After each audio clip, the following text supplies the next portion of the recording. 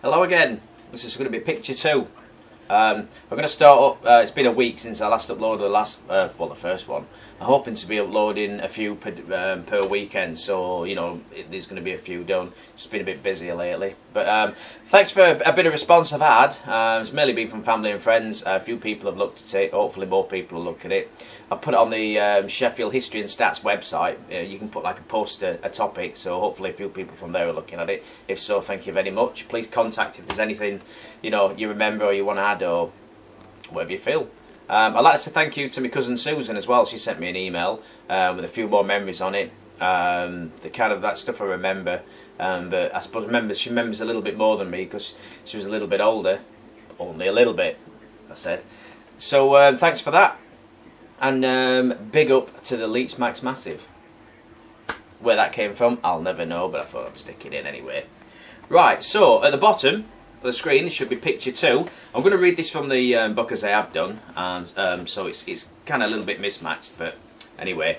So picture 2. This is taken at the top of the lower half of Chippingham Street.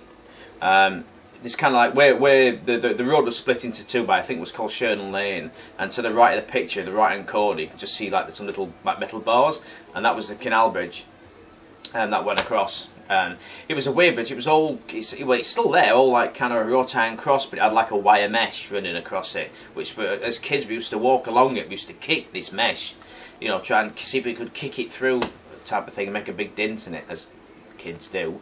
I'd always just be frightened that one day I'd kick it and fall through it, but I'd still kick it, as you do. Anyway, now I remember one thing at the top where this picture is. Obviously, you can just see it's all grass banks. It's knocked down where the trams go through.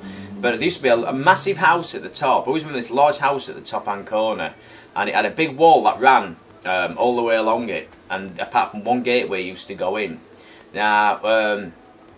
There was two kids that lived there that we used to knock about with, and they called them, I don't know why, but we called them Bum Bum and Pie Face. Now, I don't think I even knew the real names, but anyway, these were the nicknames, and they stuck. And the one thing I always remember is they had two massive Alsatians that used to be in the yard. This is my recollection, and they always used to bark. Whenever you walked past, they barked. I don't think they ever even saw past the yard. And it was always full of dog poo as well. It was just covered in it. And you walk in, and because we used to knock about with them, and in summer it was immense when you went in there. I always remember that they'd kick the football at you, and they'd go on, kick it back, and it'd just roll around in it, and you'd be like, no, I don't think so. Anyway, just thought I'd share that one with you. So let me carry on with it. Let me carry on where I was. Right, the view from this picture is of the canal bank. Which ran kind of at the back of all the houses. So all the houses on our street that ran down when you went into your back garden, you looked over the wall and the canal, ran down everybody's, I suppose along the whole length type of thing.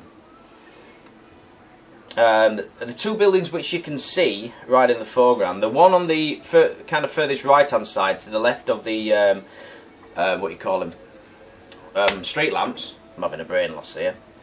Was called the Fox House pub.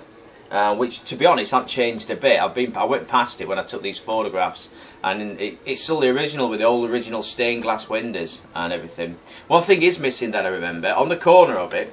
It used to have like a big Michelin man, big white Michelin man. Because I always remember I could just see it from my bedroom window, and that's gone now. Where that went, I don't know. It must have come off a lorry or something.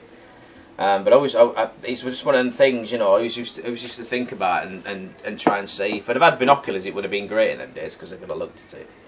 But anyway, the building on the left of that, building 2, was some sort of works. All I can remember is it had some big white BOC bottles outside. So obviously it must have been some other, some oxygen or gas or something. They're always in cages outside. But that's about it. But what I do remember is kind of in between that building and the Fox House pub and the BOC building, there was a scrapyard, and it was kind of they must have been all houses because it was just where all the houses were running down the little street, and obviously they'd flattened it, and it was just all grass which was there. But I always remember this scrapyard because it had big, massive like wrought iron gates all the way around it. Just built up. I think they must have been about 10, 12 feet.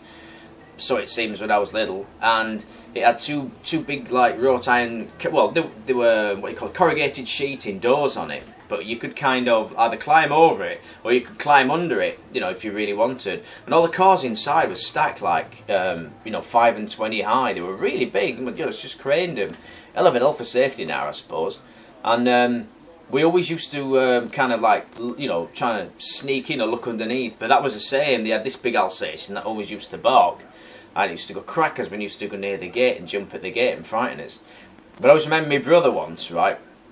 They had this Jaguar in there, and it was a Jaguar, I think it was an XJ6 or something, I can't remember, but it had the big Jaguar emblem on the front. It was the original one. And he climbed up the fence, climbed over the top, because obviously it had, wire mesh over the top, and climbed up all these cars to get it. I remember him wrenching it off, and the dog's going mad, and I'm outside going, come back, because I was frightened to death, you know, he's going to fall in, the dogs would get him.